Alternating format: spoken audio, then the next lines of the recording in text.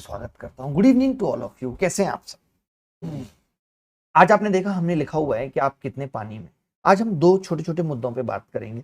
आजकल आप देख रहे होंगे बहुत सारी कंपनियां अपने एम्प्लॉय को निकाल रही हैं। कल मैं एक न्यूज देख रहा था जिसमें गूगल ने कहा है कि ठीक तरीके से काम करो, नहीं तो आपकी छुट्टी हो जाएगी। गूगल जैसी इतनी बड़ी कंपनी छुट्टी कर रही है। इसकी वजह क्या है दोस्तों? अगर हम अपनी किसी भी चीज का इस्तेमाल नहीं करते, अपनी किसी भी शक्ति का इस्तेमाल नहीं करते, तो वो खराब होने लगती है। जैसे हम दिमाग का इस्तेमाल नहीं करते तो उसकी शार्पनेस कम होने लगती है। हम अपनी मसल्स का इस्तेमाल नहीं करेंगे तो हमारी मसल्स वीक होने लगती हैं। हम चलना फिरना दौड़ना बंद कर दें तो जिस दिन हमें नौबत आएगी भागने की, हम भाग नहीं पाएंगे, हारने लगेंगे। तो ऐसे ही क्या होता है जीवन में, मैं आपको बताता हूं कि दुनिया बहुत तेजी से बदल रही है और हम लेजी होकर के उस दुनिया के हिसाब से बदलने को अनकंफर्टेबल हो जाते हैं। हम अपने आप को नहीं बदल पाते।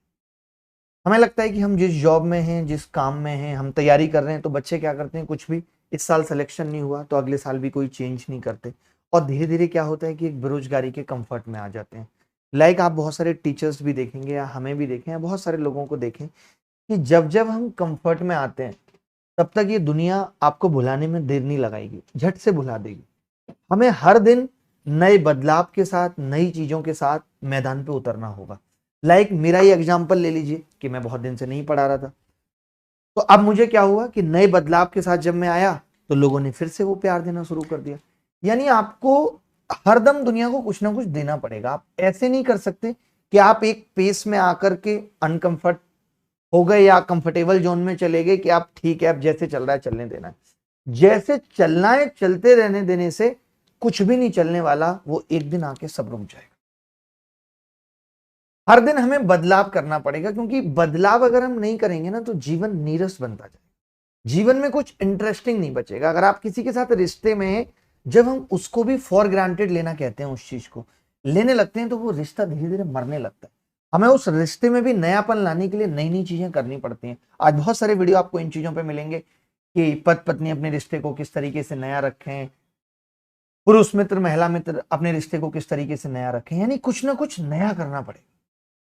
लेकिन हम क्या करते हैं कि हम पिछले साल भी सीजीएल में फेल हो गए थे, हम इस साल भी सीजीएल में फेल होने के कगार पे हैं और हम कुछ भी उसमें चेंज नहीं कर रहे, बदलाव नहीं कर रहे। हमारी तैयारी जिस तरीके से चल रही थी उसी तरीके से हम अपनी तैयारी को जारी रखे हुए। कुछ ना कुछ बदलना पड़ेगा। और मैक्सिमम लोग तो अपनी तैयारी में गलत फहमियों का सिलसिला पाले। आप में से कितने सारे लोग हैं जो सिर्फ एंटरटेनमेंट के लिए वीडियो देख लिया, एंटरटेनमेंट के लिए कोई कोर्स खरीद लिया और बस ऐसे ही टाइम पास किए जा रहे। वो अपने आप को ये आंकने की कोशिश ही नहीं कर रहे कि वो कहां लैग कर रहे हैं, कहां उनकी वीकनेस है। या तो वो अपनी स्ट्रेंथ पे लगातार काम कर रहे हैं, उन्हें इंग्लिश बहुत अच्छे से आती है, लगातार इंग्लिश पढ़े जा रहे हैं, गणित बहुत अच्छे से आती है, लगातार गणित पढ़े जा रहे हैं।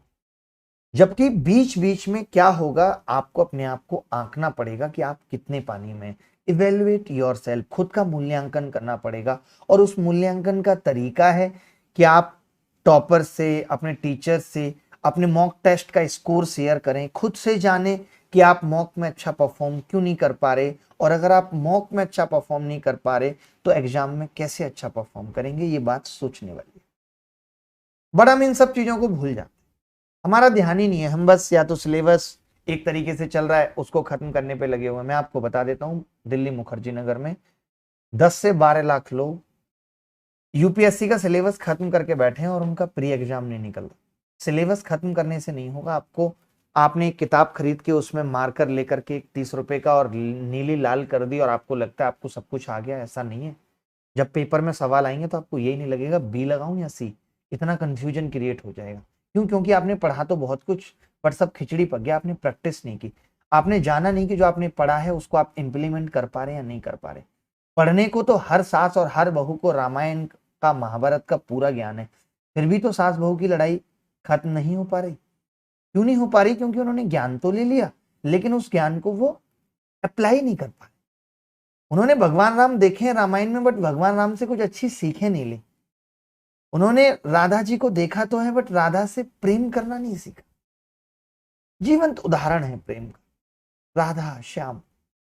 सीखने से बात बनेगी, उसको अप्लाई करने से बात बनेगी। वरना महान चीजें तो दीवारों पे भी लिखी हैं, बट इससे दीवारें महान नहीं हो जाती।